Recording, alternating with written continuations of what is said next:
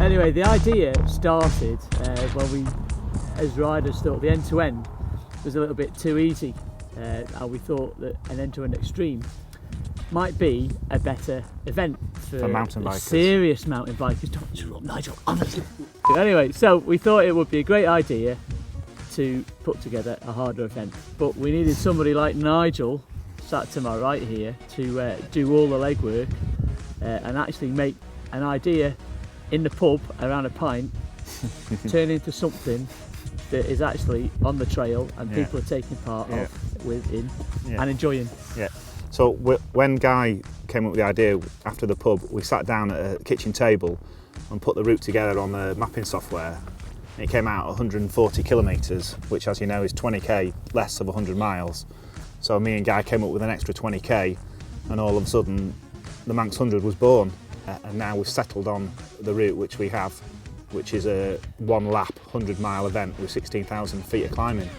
You can also do a 100 kilometre option, which has got 3,500 metres of climbing.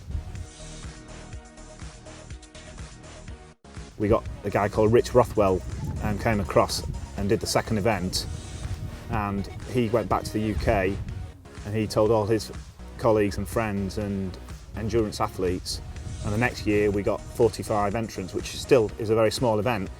Well, I was first contacted by Nigel ahead of the second event, and the way he described it to me, it just hit exactly all the buttons for what I call a good mountain bike race. It was wild. There was no man-made trail centre sections in it at all.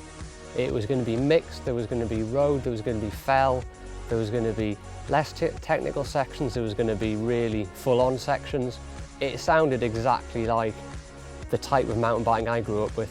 Going to these places, exploring them, not knowing what's around the corner, flying into stuff too fast because you don't know it's there, big scenery.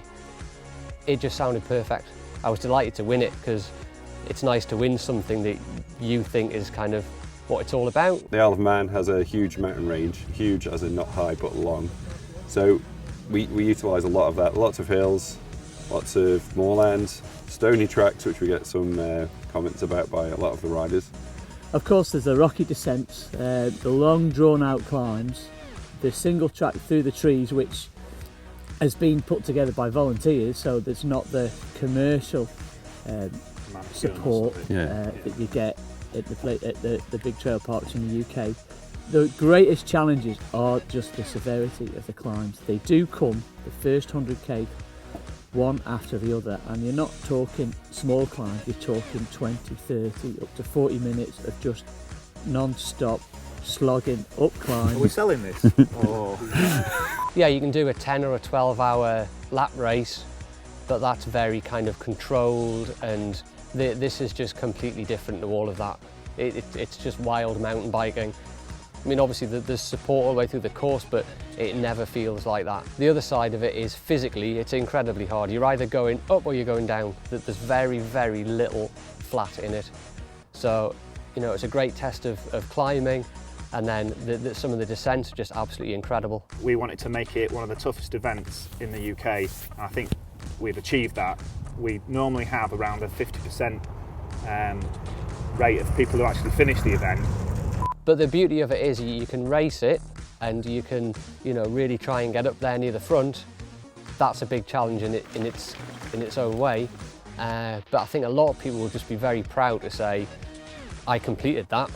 It is a hard event. There's no getting away from that. With 16,000 feet of climbing over 100 miles, even the descents you can't relax on because they're hard, they're difficult, they're rocky, they're steep, and there's a lot of technical skills needed to ride them. Over 100 miles, there's a lot of endurance skills and ability to stay within your own limits over those 100 miles to be able to ride them. Guy could probably give some personal experiences of that. As a competitor, as a competitor of both, I've done both the 100 miles and the 100 kilometres.